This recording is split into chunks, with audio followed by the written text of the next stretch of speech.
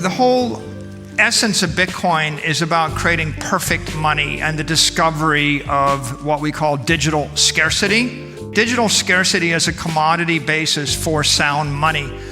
Another one of the tropes in the community is when money is abundant, everything else is scarce. And when money is scarce, everything else in the society is abundant. If you go to Zimbabwe, or you go to Venezuela, or you go to any country going through hyperinflation, when they print the currency collapses. As the currency collapses, everyone in the economy doesn't want to take the currency anymore, and you get ripped back to Stone Age barter. In Nigeria, this week, the Naira went from 400 to the dollar to 1,600 to the dollar. I mean, that's a 75% currency debasement in a week. When that happens, and I see you in Nigeria and I want to buy your house, next year, well, the issue is, well, with what? And what will it be worth next year? You'll buy it today or you won't buy it at all. There are no term contracts. How do I trade with you if you have to trade with someone else and the supply chain is 18 months long? Right? When the currency unwinds and the assets unwind, the supply chains break. When the supply chains break, specialization of labor breaks down, the entire economy breaks down. Eventually, everyone has to grow their own food, right? Productivity drops by a factor of 100 to 1,000 if you can't solve this coincidence of wants problem. So you need sound money, and it needs to work across time and space. And the currencies that we use as a medium of exchange, they might be tradable over parts of space. In his latest interview on the Peter Diamandis channel, Michael Saylor highlights the importance of sound money and the problems associated with inflation and currency devaluation, particularly in the context of countries experiencing hyperinflation or currency collapse. Bitcoin is praised for introducing the concept of digital scarcity, meaning there is a limited and predictable supply of Bitcoins. This is in contrast to fiat currencies, which can be inflated at will by central banks. In countries like Zimbabwe, Venezuela, and Nigeria, hyperinflation leads to a collapse of the local currency. This rapid depreciation undermines trust in the currency, causing people to resort to barter systems and disrupting the economy. Hyperinflation and currency debasement make it difficult to conduct trade as the value of money becomes highly unpredictable. Long-term contracts become impractical, supply chains break down, and specialization of labor diminishes, leading to a decline in productivity and economic activity. Just before we get started, if you're new to the channel, please consider hitting the subscribe button and giving this video a thumbs up. Turning on notifications means you'll be prompted every time we upload more insightful Bitcoin education. Now, let's get stuck into today's interview highlights. Right now, by the way, it's probably illegal to actually pay someone in dollar in Nigeria. You see capital controls all over the world, especially when the currencies collapse, the capital controls go in place. So you can't trade money, or you can't trade the currency across borders. And of course, you certainly can't trade the currency with your future self 10 years from now. In collapsing countries, you'll find nobody wants to sign a 3-year contract because the local currency is not going to be worth the same amount in 3 years. So you have a hard time trading in time with counterparties or in space. And so the key to abundance is fixing the money problem. The industry refers to it as a cryptocurrency. And oftentimes people refer to it as a digital currency, and there's a very vocal contingent that wants it to be a currency. And the rest of the world doesn't really understand money. So, right, money's economic energy. If you want to store your economic energy, you put it in an asset. And the assets have different half-lives with which they store the energy. Any textbook economist will say money is a store of value, medium of exchange, unit of account, and they stop and they don't really think much beyond that. And then they'll like bark at you that you don't have money because you don't have, this is not good for a medium of exchange, but nobody really thinks about what they just said. So if you thought about it, you would realize that about 120 currencies in the world are mediums of exchange. The peso is a medium of exchange. The Naira is a medium of exchange. So weak currencies, the Turkish lira, the Lebanese pound, they're mediums of exchange. You can find a lot of them. the Venezuelan bolivar, medium of exchange. But if you go to South America, you'll find that it's not a unit of account. If you go to Argentina, the unit of account is the US dollar, and they think in terms of dollars. So there are only 3 currencies in the world that are units of account. They're the euro, the dollar, and the CNY. And so why is that? Because the mediums of exchange are weak currencies inflating at 14 to 24% a year. They're losing their economic energy over 3 to 5 years. The half-life of the money in the asset is about 5 years or less. Sometimes it's only 5 months. Like in the Nayara, they lost 75% of their energy last week.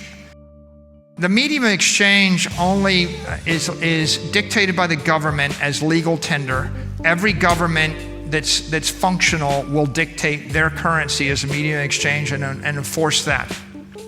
The unit of account is generally the dollar, the euro, and currencies pegged to the dollar, and the store of value, well, nobody in the United States thinks the dollar is a store of value. No rich person. If you look at wealthy people, they would say the store of value, if they're really wealthy, if they're billionaires, they own buildings, blocks, huge properties, or they own the Patriots. They own a sports team, a soccer club, or they own a collection of Picassos. That's what the wealthy use as store of value. The middle class store of value is the Vanguard 500 or S&P index. It's SPY or QQQ. It's basically a diversified portfolio of stocks. And that's been the status quo since 30, 40 years ago when Bogle did that. So the world today consists of 120 mediums of exchange, about 3-4 units of account, no currencies or stores of value.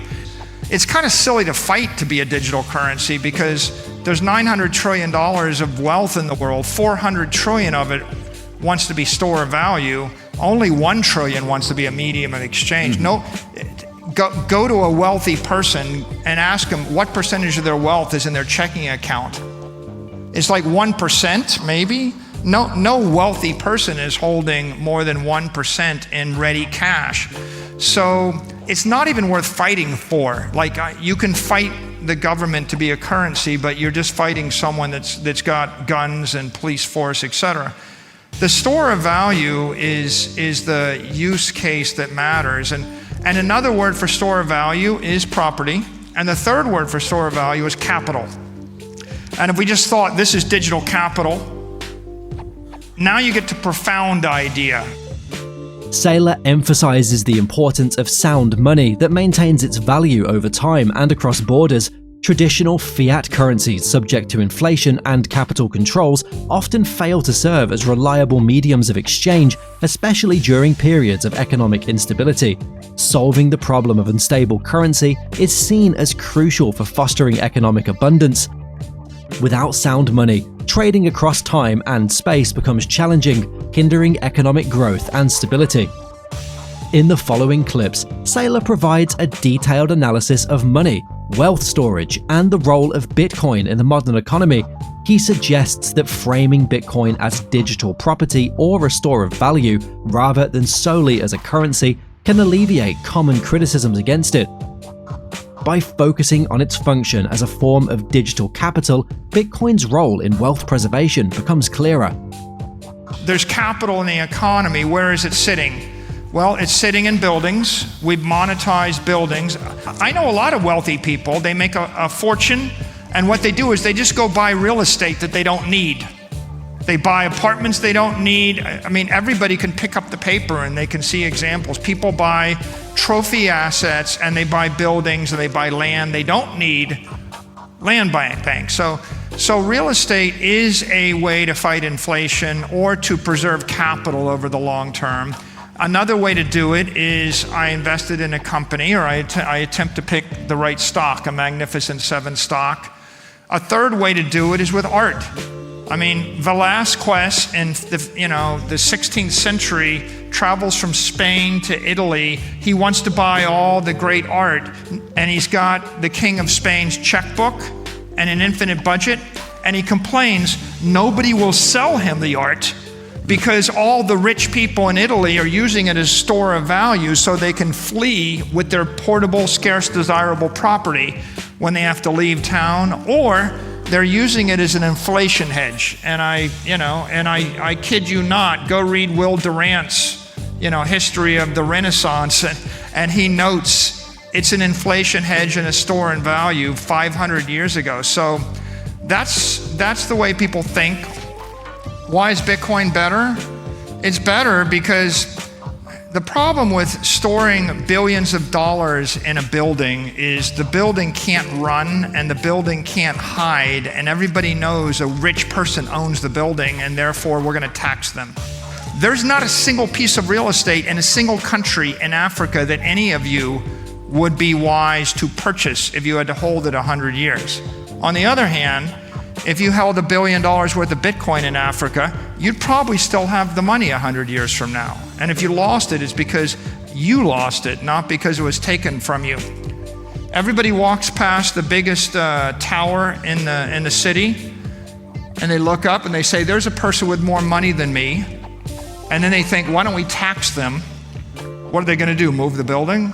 Right? You're not going to move the building. And so then they walk past the parking lot, and they think, well, let's just go ahead and put a zoning restriction on that so you can't actually build on that parking lot. So at the end of the day, your property is getting rent controlled, expropriated, taxed. And if you say to someone, what do you think about Bitcoin as digital currency? They say, well, I think it threatens the dollar. I hate it. If you said, what do you think about Bitcoin as digital property? I'm going to buy it instead of buying a building in Des Moines. They're like, oh, have at it. If you simply conceptualize it as property, which is store of value, all of the objections, all of the straw man objections, like it's used for money laundering, it's not legal tender, I can't buy coffee with it, it's not fast enough, it's not private enough, all of these things disappear. If you just describe Bitcoin as digital property, a store of value, all of the popular criticisms would go away, and everyone that hates Bitcoin would completely flip once they understood it isn't a currency. So people just ought to say it's a property, it's not a currency, and every one of those criticisms and weaknesses is no longer relevant. Saylor emphasizes that a significant portion of global wealth seeks to function as a store of value rather than as a medium of exchange. Traditional assets like real estate, stocks, and art historically have served this purpose, but Bitcoin offers distinct advantages, such as portability and resistance to government interference. Saylor critiques traditional payment systems, highlighting issues like reliance on credit and the involvement of multiple intermediaries.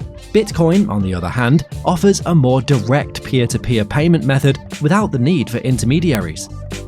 Saylor argues for a re-evaluation of Bitcoin's role in the economy, positioning it not as just a currency, but as a transformative form of digital property and wealth storage. He suggests that understanding Bitcoin in this context can address common criticisms and highlight its potential benefits as a store of value in the digital age. We hope you've enjoyed today's video.